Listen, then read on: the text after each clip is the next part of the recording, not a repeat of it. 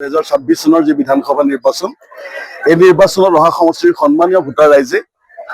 অসমৰ সৰ্বকালৰ দূৰদৰ্শী জনপ্ৰিয় মাননীয় মুখ্যমন্ত্ৰী ডক্টৰ হিমন্ত বিশ্ব শৰ্মা ডাঙৰীয়া প্ৰতি আস্থা বিশ্বাস ৰাখি আৰু আমাৰ ৰাজ্যিক সভাপতি দিলীপ শইকীয়া ডাঙৰীয়াৰ বলিষ্ঠ নেতৃত্ব আৰু ভাৰতীয় জনতা পাৰ্টিৰ প্ৰতি আস্থা বিশ্বাস ৰাখি ৰহা সমষ্টিত আমাৰ ভাৰতীয় জনতা পাৰ্টিৰ প্ৰাৰ্থী হিচাপে আমাক যিখিনি আশীষ প্ৰদান কৰি সৰ্বাধিক ভোট প্ৰায় 1,11,500 কিমানটা ভোটৰ ব্যৱধানেৰে আমাৰ সৰ্বমুঠ ভোটেৰে প্ৰায় 20,000তকৈ অধিক ভোটৰ ব্যৱধানেৰে 53% ভোটেৰে আমি ৰহা সমষ্টিৰ দ্বিতীয়বাৰৰ বাবে আজি বিধায়ক নিৰ্বাচন কৰাৰ ক্ষেত্ৰত সন্মানীয় ভোটাৰ ৰাইজে যিখিনি আমাক আশীষ প্ৰদান কৰিলে, নিশ্চিতভাৱে ৰহা সমষ্টিৰ সন্মানীয় ভোটাৰ ৰাইজৰ এই আশীষে আগন্তুক সময়ত সমষ্টিটোক অৰ্থনৈতিক ক্ষেত্ৰত বা আৰ্থ-সামাজিক উন্নয়নৰ ক্ষেত্ৰত সমষ্টিটোক আগবঢ়াই নিয়াৰ ক্ষেত্ৰত আমাৰ যথেষ্ট গুৰু দায়িত্ব আমাৰ ভাৰতীয় জনতা পাৰ্টিৰ ওপৰত আহি পৰিছে আৰু বিধায়ক হিচাপে আমাৰ ওপৰত আহি পৰিছে। গতিকে আমি আশা কৰিছোঁ আগন্তুক সময়ত অসমৰ সৰ্বকালৰ দূৰদৰ্শী মাননীয় মুখ্যমন্ত্ৰী ডক্টৰ হিমন্ত বিশ্ব শৰ্মা ডাঙৰীয়াৰ বলিষ্ঠ নেতৃত্বত তেখেতৰ পদাংক অনুকৰণ কৰি আমি ৰহা সমষ্টিক যাতে এটা ভাল আদৰ্শ সমষ্টি হিচাপে যাতে গঢ়ি তুলিব পাৰোঁ, তাৰ কাৰণে শ্ৰদ্ধা ভক্তি সহকাৰে আৰু আন্তৰিকতাৰে আমি কাম কৰিছোঁ। নতুন পৰিকল্পনা চাওক, ইতিমধ্যে মই বক্তব্যত কিছু কথা উল্লেখ কৰিছোঁ যে ৰহাত আমাৰ এখন ভাল ষ্টেডিয়াম, আমাৰ ৰহাৰ বহুত উদ্যমী আমাৰ যুৱক যুৱতী উঠি আছে। আমাৰ বহু যুৱক যুৱতী এতিয়াও আমাৰ জিলাত বা ৰাজ্যিক পৰ্যায়ত বিভিন্ন খেলসমূহত কৃতকাৰ্যতাৰে আগবাঢ়ি যাবলৈ সমৰ্থ হৈছে। যাতে ৰহা সমষ্টিৰ আগন্তুক আমাৰ ভৱিষ্যত যি প্ৰজন্ম, যুৱ প্ৰজন্মক যাতে আমি ক্ৰীড়াৰ ক্ষেত্ৰত যাতে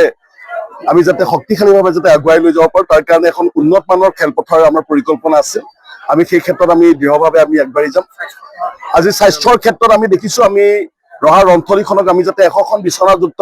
এক চিকিৎসালয়লৈ উন্নীতকৰণ কৰি আমি ৰহাৰ স্বাস্থ্য খণ্ডত যাতে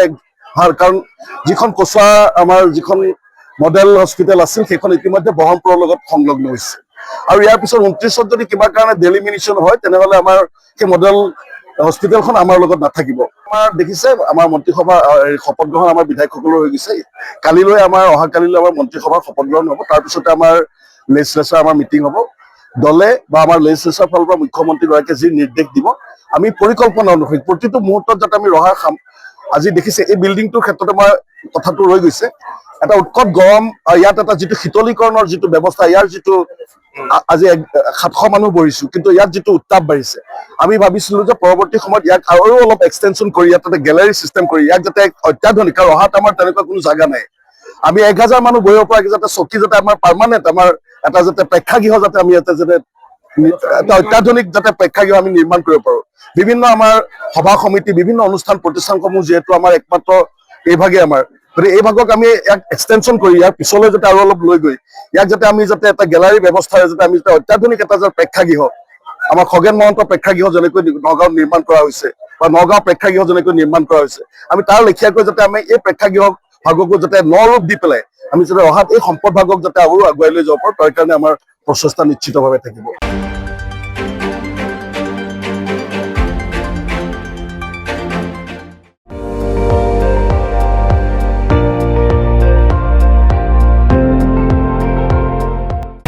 আপুনি চাই আছে ND24, সৰ্বশ্ৰেষ্ঠ নহয় সৰ্বোত্তমৰ দৌৰত।